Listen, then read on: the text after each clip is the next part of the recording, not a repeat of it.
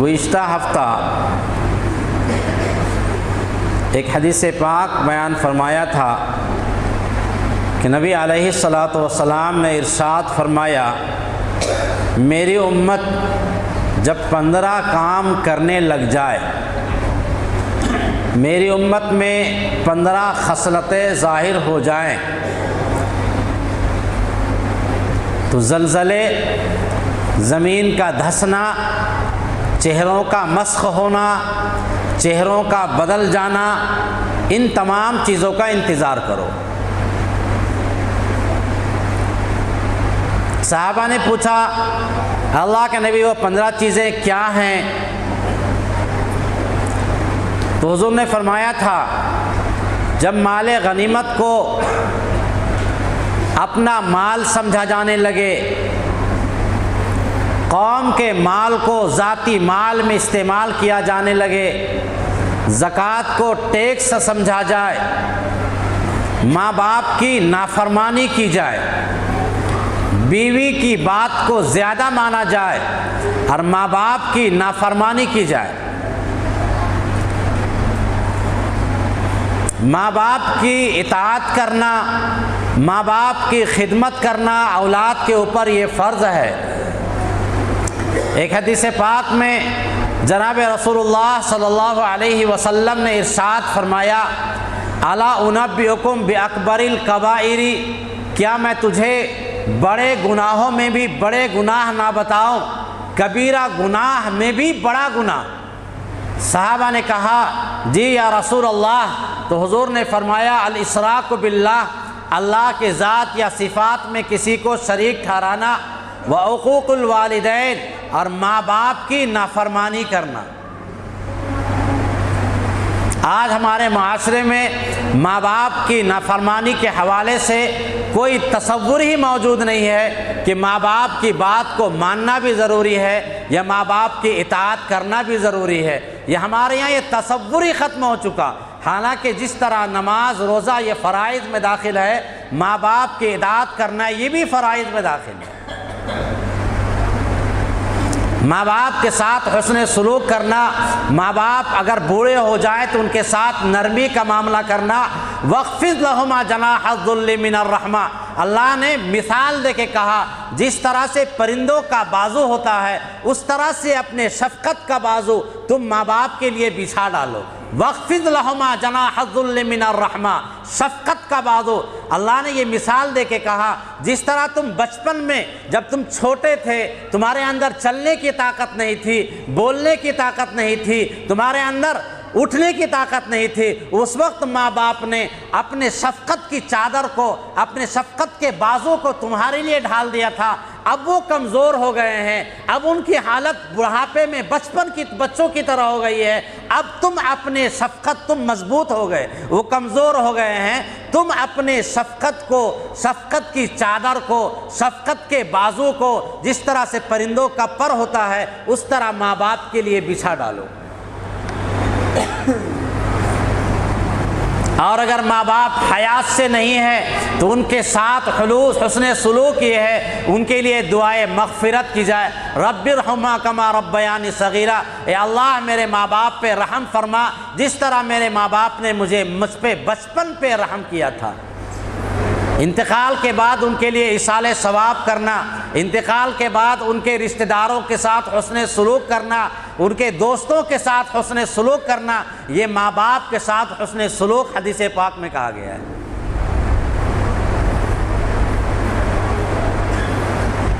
یہاں تک تو بیان کیا گیا تھا، آگے رسول اللہ صلی اللہ علیہ وسلم نے ارشاد فرمایا، وَارْتُفِعَتِ الْأَصْوَاتُ فِي الْمَسَاجِدِ، مسجدوں کا احترام تمام جگہوں میں، ساری کائنات میں سب سے افضل جگہ نبی علیہ السلام نے فرمایا کہ مسجد ہے، اور جگہوں میں سب سے بری جگہ نبی علیہ السلام نے فرمایا بازار ہے۔ مسجدیں اللہ کا گھر ہے، مسجدوں کا احترام کرنا ہر مسلمان کی ذمہ داری ہے۔ مسجد کو اللہ تعالیٰ نے اسلام کا مرکز قرار دیا، شاعر اللہ میں سے ہے مسجد کی حفاظت کرنا، مسجد کی صیانت و حفاظت کی فکر کرنا، مسجد کے تقدس کا خیال رکھنا، مسجد کا احترام کرنا ہر مسلمان کی یہ ذمہ داری ہے۔ اللہ تعالیٰ نے دنیا بنایا تو سب سے پہلے انسانوں کا مکان نہیں بنایا، سب سے پہلے اللہ تعالیٰ نے مسجد بنایا۔ ان اول بیت وضع للناس ببکہ، سب سے پہلا جو گھر اللہ نے بنایا ہے وہ دنیا میں اللہ نے مکہ المکرمہ میں کعبہ کو بنایا ہے۔ اور نبی علیہ الصلوۃ والسلام جب مدینہ منورہ میں تشریف لائے تو نبی علیہ الصلوۃ والسلام نے مکان نہیں بنایا اپنا، سب سے پہلے مسجد قباء کی تعمیر فرمائی۔ اور 14 دن کے بعد جب مدینہ میں تشریف لائے تو وہاں مسجد نبوی کی سب سے پہلے تعمیر فرمائی ہے، تو مسجد نبوی کی تعمیر فرمائی ہے۔ تو دنیا میں سب سے پہلا جو گھر اللہ نے بنایا وہ مسجد بنایا۔ اسی لیے حضور نے فرمایا کچا پیاز کھا کر کے، کچا لہسن کھا کر کے ہمارے مسجد کے قریب ہرگز نہ آوے۔ جن باتوں سے انسانوں کو تکلیف ہوتی ہے ان تمام باتوں سے فرشتوں کو بھی تکلیف ہوتی ہے۔ بچہ کچا پیاز کھائیں گے اس سے بدبو آتی ہے، لہسن کھائیں گے اس سے بدبو آتی ہے، فرشتوں کو تکلیف ہوتی ہے۔ مسجدوں کا احترام کرنا انتہائی ضروری ہے۔ اسی لیے حالت جنابت میں مسجد میں گزرنا جائز نہیں، حالت حیض میں مسجد میں داخل ہونا جائز نہیں۔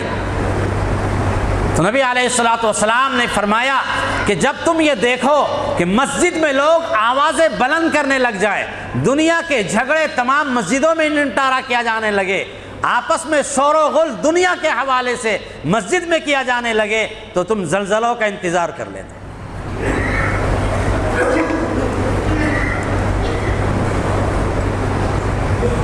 وَارْتُفِعَتِ الْأَصْوَاتُ فِي الْمَسَاجِدِ، مسجدوں میں دنیا کی باتیں بیٹھنے کے بعد، مسجدیں تو بنائی گئی ذکر اللہ کے لیے، اللہ کی عبادت کرنے کے لیے، لیکن یہاں آ کر کے ایک دوسرے کے خلاف باتیں کرنا، دنیا کی باتیں کرنا، معاملات کی باتیں کرنا، خرید و فروخت کی باتیں کرنا، یہ سب کے سب شریعت نے ممنوع قرار دیا ہے۔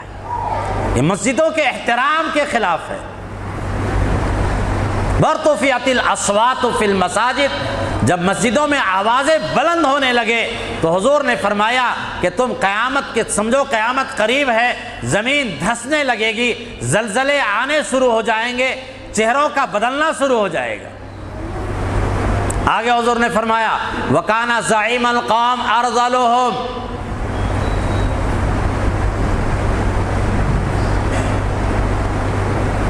لوگوں کا لیڈر، لوگوں کا سربراہ، اس زمانے کا، اس علاقے کا سب سے کم تر انسان جو علم سے بھی عاری ہے، عمل سے بھی عاری ہے، اس کو بنا دیا جائے گا۔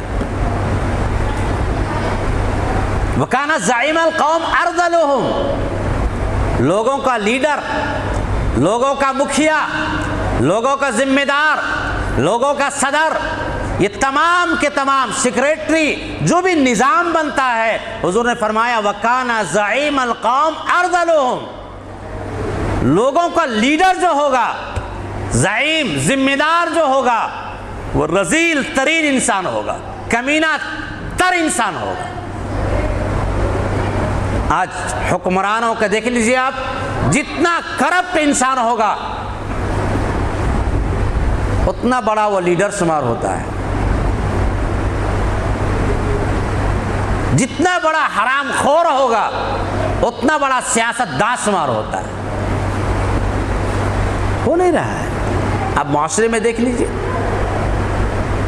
پورے معاشرے کا حال دیکھ لیجئے آپ، مسجد کا حال دیکھ لیجئے آپ، نہیں تمام جگہوں کا، یہ سب دیکھیں حدیث کے الفاظ ہیں، جناب رسول اللہ صلی اللہ علیہ وسلم کے الفاظ ہیں وَكَانَ زَعِيمَ الْقَوْمِ أَرْذَلُهُمْ، اس کو بدلنے کی ضرورت ہے، تبدیلی لانے کی ضرورت ہے، جو دین سے عاری ہو اسے ہٹا دینا چاہیے، جو علم والا ہو، جو پڑھا لکھا ہو، جو دیندار ہو، اسی کو ذمہ دار بنانا چاہیے۔ جس کو نماز سے مطلب نہیں، روزے سے مطلب نہیں، اس کو مسجد سے کیا مطلب؟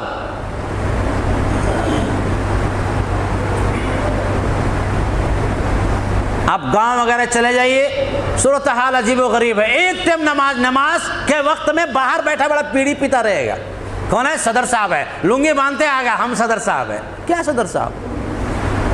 نماز کی توفیق نہیں، ایک وقت قرآن پاک کی تلاوت کی توفیق نہیں، قرآن کے حروف کو پڑھنا نہیں جانتا ہے، وہ لیڈر بنا ہوا ہے اور اسی کی تعظیم کی جا رہی ہے. فاسق و فاجر ہے. حدیث پاک میں ہے اذا مدح الفاسق اہتز له العرش، جب کسی فاسق کی تعریف کی جاتی ہے تو عرش کانپ جاتا ہے. جب صدر بنا دیں گے ہم جوہلا قسم کے لوگوں کو تو اس کی تعریف بھی کرنا ہوگا. حضرت صدر صاحب تشریف لا رہے تو فاسق کی تعریف ہے. اہتز له العرش، عرش کانپ آتا ہے. وَكَانَ زَعِيمَ الْقَوْمِ أَرْذَلُهُمْ، قوم کا لیڈر جو ہوگا وہ ان پڑھ ہوگا، رذیل ترین انسان ہوگا، بے عمل ہوگا، علم سے عاری ہوگا، عمل سے عاری ہوگا. آگے وَأُكْرِمَ الرَّجُلُ مَخَافَةَ شَرِّهِ، انسان کی عزت کی جائے گی اس کے شر سے بچنے کے لیے.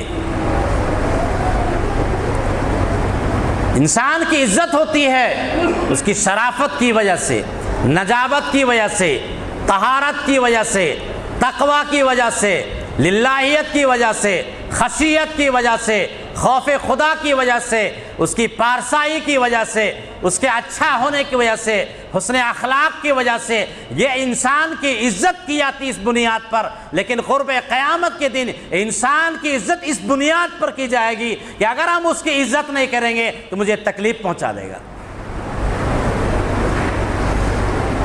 اس کو اگر ہم سلام نہیں کریں گے مجھے تکلیف پہنچا دے گا. وَأُكْرِمَ الرَّجُلُ مَخَافَةَ شَرِّهِ، انسان کی عزت کی جائے گی صرف اس بنیاد پر تاکہ ہم اس کے شر سے بچ جائیں.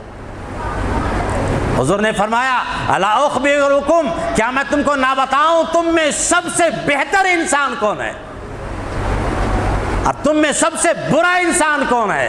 تو صحابہ نے پوچھا جی یا رسول اللہ. فرمایا تم میں سب سے بہتر وہ ہے من یرجا خیرہ ویؤمن شرہ، جس سے خیر کی امید ہو اور اس کے شر سے لوگ محفوظ ہوں.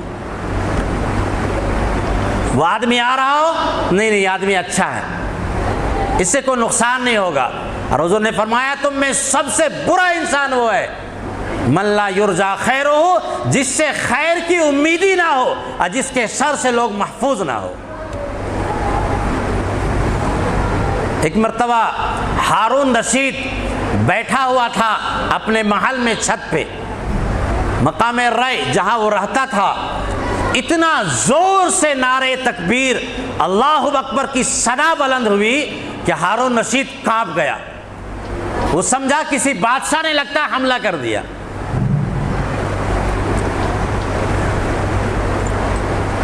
زبیدہ اس کی بیوی انتہائی پارسا خاتون تھی، نیک خاتون تھی، وہیں بیٹھی ہوئی تھی. اس نے فوراً لوگوں کو بھیجا پتہ لگاؤ. آ کے کہا ہارون رشید کے کان میں کہ بادشاہ وقت آیا ہوا ہے، جس کے استقبال میں لوگوں نے نعرے تکبیر کو بلند کیا ہے. لوگ ملاقات کرنے ان سے گئے ہیں. تو ہارون رشید نے کہا کہ میرے علاوہ کون بادشاہ ہے؟ کہ نہیں، آپ سے بھی بڑا بادشاہ ہے وہ عبداللہ ابن مبارک رحمت اللہ علیہ ہے، جن کی حکومت دلوں کے اوپر ہے، آپ کی حکومت جسم کے اوپر ہے. آپ کے لوگ عزت بھی کرتے ہیں تو یا تو مال و دولت کی وجہ سے عزت کرتے ہیں، یا تو اس کے آپ کے شر سے بچنے کے لیے عزت کرتے ہیں، آپ کے ڈر سے لوگ سلامی مارتے ہیں. لیکن عبداللہ مبارک ان کے پاس مال و دولت نہیں ہے، ان کے پاس حکومت نہیں ہے، لیکن پورا علاقہ ان کے استقبال میں نکل گیا ہے، ان کی عزت میں نکل گیا ہے. اصل بادشاہ تو وہ ہے جو دلوں پہ حکمرانی کرے، جسم پہ حکومت کرنے والا، مال و دولت کی وجہ سے حکومت کرنے والا، جہاں حسم کی وجہ سے حکومت کرنے والا. یہ اصل بادشاہ نہیں ہے. آج جو زمانہ چل رہا ہے، آپ ہم میں سے ہر ایک اندازہ لگائیں، اگر کوئی کسی کو سلام بھی کرتا ہے تو بولتا ہے بڑا بدماش قسم کا آدمی ہے، بہت عجیب غریب آدمی ہے، بچ کے ہی اس سے رہو۔ حضور نے فرمایا اللہ کے نزدیک سب سے برا درجے کا انسان وہ ہے جس کی زبان کی وجہ سے، جس کے اخلاق کی وجہ سے لوگوں نے ملنا چھوڑ دیا۔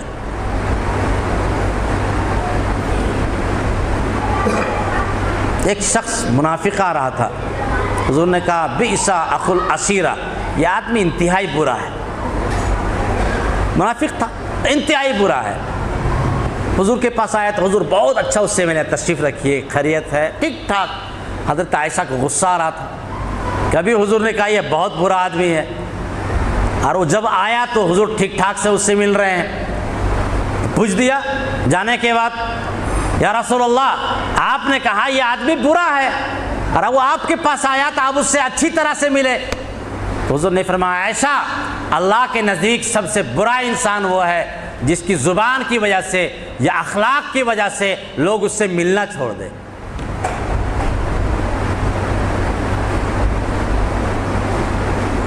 برا آدمی ہمارے پاس آیا، ہمارا فرض تو یہ ہے کہ ہم اس سے اچھا سے ملیں گے، اپنے اخلاق کو اس کے سامنے ہم پیش کریں گے۔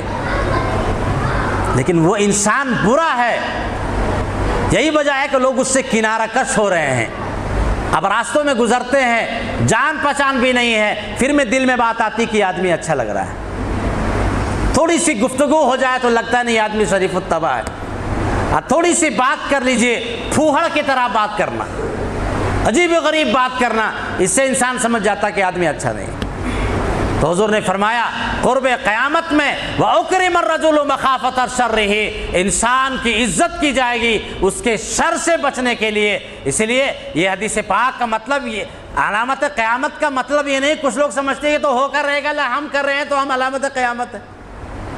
تو حضور نے فرمایا ان چیزوں سے بچو، ہم بری علامت قیامت نہ بنیں۔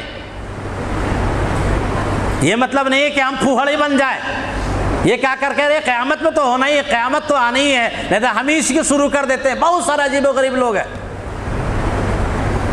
حدیث پاک کا مطلب یہ ہے کہ ان چیزوں سے احتراز کرنا ہے، اپنے اخلاق کو اتنا عمدہ انسان کرنا ہے کہ انسان بے خوف ہو جائے، مامون ہو جائے، صاف کہے کہ یہ آدمی بہت اچھا ہے، اس کی ذات سے ہمیں کوئی نقصان نہیں پہنچ سکتا۔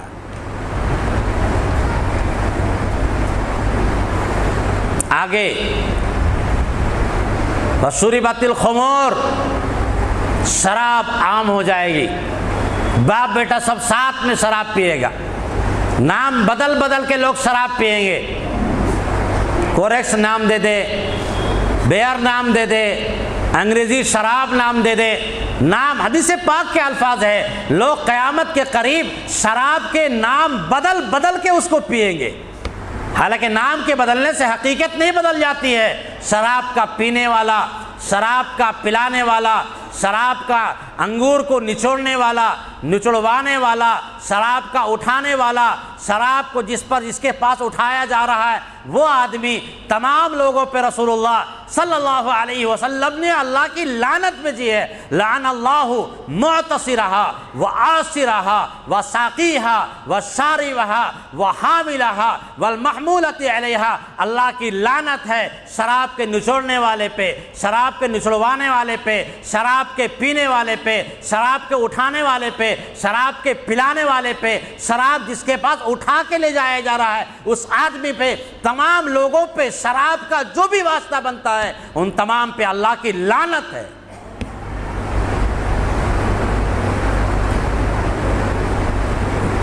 نوجوان طبقوں میں، مسلمانوں میں خصوصاً شراب کی جو لت پڑ گئی ہے اس کا تصور ہم نہیں کر سکتے، نسل کے نسل تباہ ہو چکی۔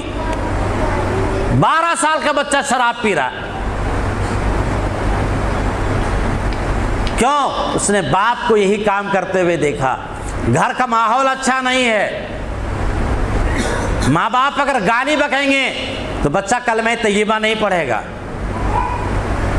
حضور نے فرمایا ہر بچہ پیدا ہوتا ہے دین اسلام پہ، چاہے مسلمان کے گھر میں پیدا ہو، چاہے یہودی کے گھر میں پیدا ہو، چاہے نصرانی کے گھر میں پیدا ہو، چاہے ہندو کے گھر میں پیدا ہو، ہر بچہ پیدا ہوتا ہے اسلام پہ۔ فَأَبَوَاهُ يُحَوِّدَانِهِ أَوْ يُنَصِّرَانِهِ أَوْ يُمَجِّسَانِهِ، ماں باپ اسے یہودی بناتے ہیں یا نصرانی بناتے ہیں یا مجوسی بناتے ہیں، الفاظ دیگر یوں کہہ سکتے ہیں ماں باپ اسے بے دین بناتے ہیں یا دیندار بناتے ہیں۔ آج اگر بچہ شراب پیتا ہے تو زیادہ قصور ماں باپ کا ہے۔ ماں باپ جیسی تربیت کرنی چاہیے، دین کا ماحول جیسا رکھنا چاہیے تھا، ہم نے ایسا رکھا نہیں، جس کی بنا پر یہ حال ہے کہ آج مسلمانوں کا معاشرہ تباہ ہو چکا ہے۔ لوگ رشتہ کرنے سے پہلے یہ سوچتے ہیں، پوچھتے ہیں پڑوسیوں سے کہ کہیں شراب تو نہیں پیتا ہے۔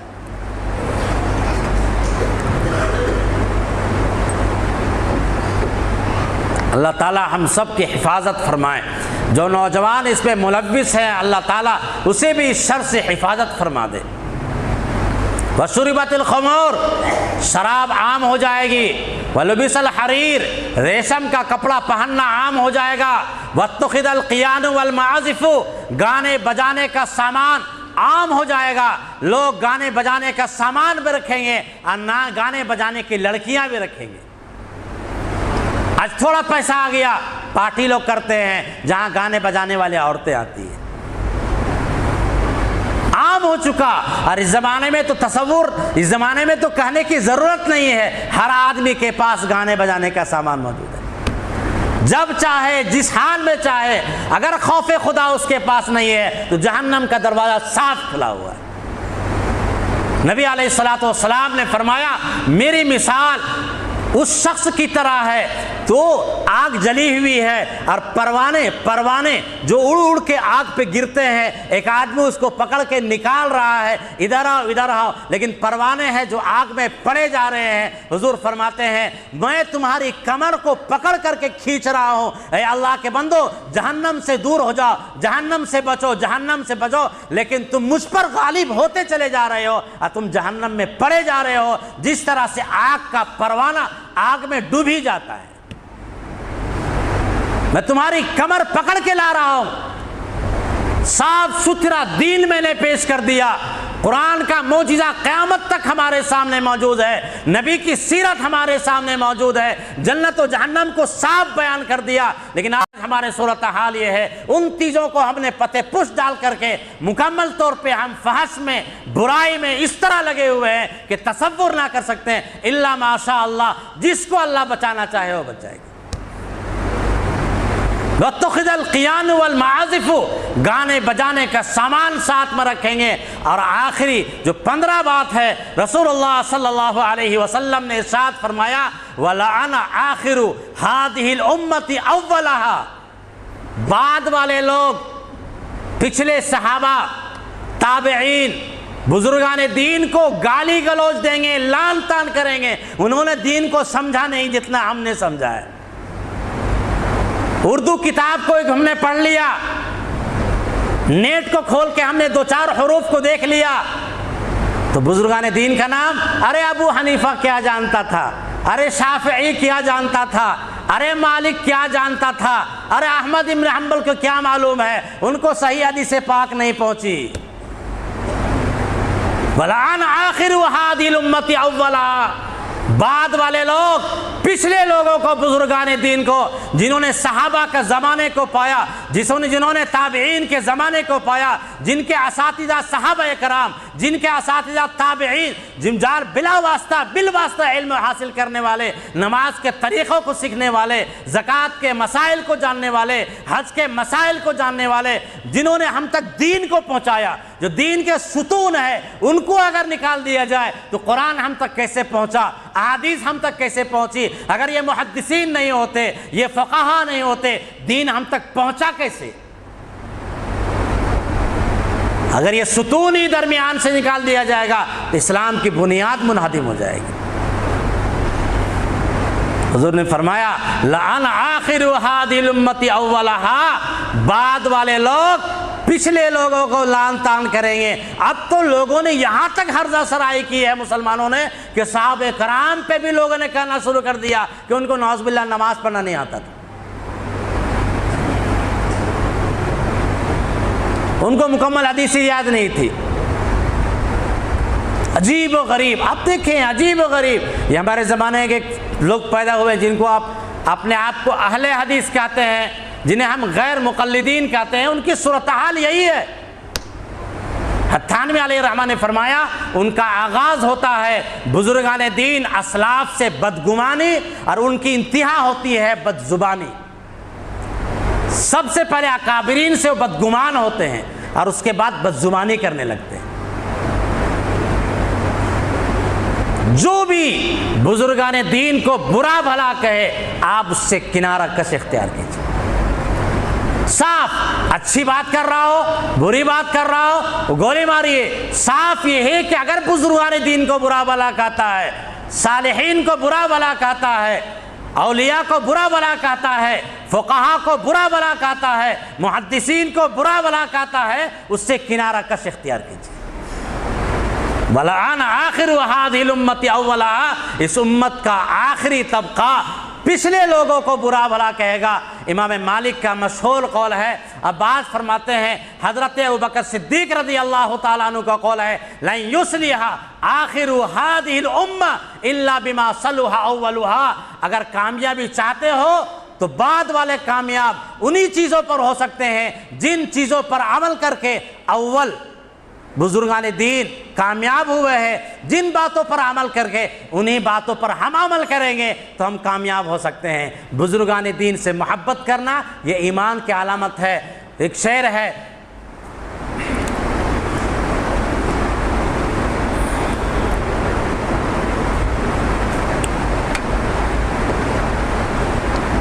ذہن سے نکل گیا. بہرحال نبی علیہ الصلوۃ والسلام نے ارشاد فرمایا 15 باتیں جو امت میں ہونے لگ جائے, فَلْيَرْتَقِبُوا عِنَّ ذَلِكَ زَلْزَلَةً وَخَسْفًا وَمَسْخًا. اگر یہ 15 باتیں امت میں ظاہر ہو جائیں تو انتظار کرنا زلزلوں کا, زمین کے دھسنے کا. یہ اس زمانے میں واقعات اتنے پیش آ رہے ہیں, پھر بھی ہم ہیں کہ عبرت لینے کے لیے تیار نہیں. اس قدر سیلاب آیا ہوا ہے کہ آپ تصور نہیں کر سکتے. پاکستان کے اندر اس قدر سیلاب, اللہ تعالیٰ ان تمام کی حفاظت فرمائے. تصور نہیں کر سکتے ہیں. بچے, بوڑھے, معصوم, سب کے سب تباہ برباہ گئے.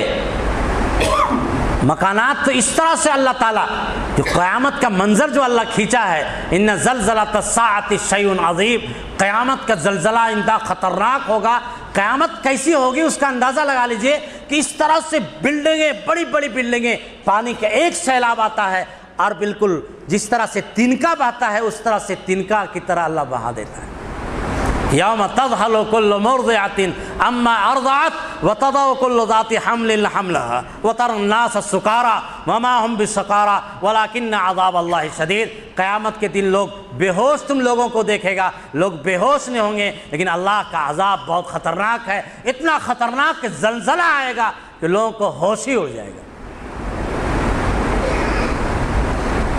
لتكون الجبال كالعهن المنفوش, قیامت پہ پہاڑ روئی کے گالوں کی طرح یوں یوں اڑے گا. اس کو اب تصور دیکھ لیجئے, آپ کے سامنے موجود ہے. اب بھی اگر ہم ہوش کا ناخن نہ لیں, اب بھی اگر اللہ کے سامنے ہم دربار میں روئے نہیں, گڑ گڑائے نہیں, اپنی زندگی میں تبدیلی نہیں لاتے تو کب لائیں گے؟ کوئی ضروری نہیں کہ اللہ تعالیٰ خشکی میں سیلاب کو نہیں لائے گا. اللہ کہاں سیلاب کو لے آئے گا؟ ظہر الفساد فی البر والبحر بما کسبت ایدی الناس. سمندر میں بھی, خشکی میں بھی, ہر جگہ فساد ہی فساد ہو چکا. الم یعنی للذین آمنوا ان تخشع قلوبہم لذکر اللہ, کہ ایمان والوں کا اب بھی وقت نہیں آیا ہے کہ اللہ کے خوف سے ان کے دلوں میں نرمی پیدا ہو جائے. سب کچھ سننے کے باوجود آپ دیکھیں گے جمعے کی نماز پڑھیں گے اور ایسا لگتا ہے کہ کوئی سامان چھوٹ گیا ہے گھر کے اندر, کوئی بھی سنت نہیں پڑھتے الا ماشاء اللہ. پتہ نہیں جمعے کی سنت واجب ہے یا نہیں, سمجھ میں نہیں آتا. بھئی جس طرح سے ظہر کی سنت ہے جمعے کی سنت ہے, لیکن جمعے میں عام رواج بنا ہوا ہے, سب کچھ سنیں گے, پھر جمعے کی سنت بھی نہیں پڑھیں گے. کیا عمل کیا ہم نے؟ کم سے کم سنت تو پڑھ لیں, ایک بات تو عمل کر لیں. کیا پتہ اس عمل کرنے کی وجہ سے اللہ تعالیٰ ہماری زندگیوں میں تبدیلی لیا. سنت پڑھیں گے انشاءاللہ۔ اللہ تعالی ہم سب کو ان تمام 15 باتوں سے بچائے اور اچھے اعمال پہ عمل کرنے کی توفیق عطا فرمائے۔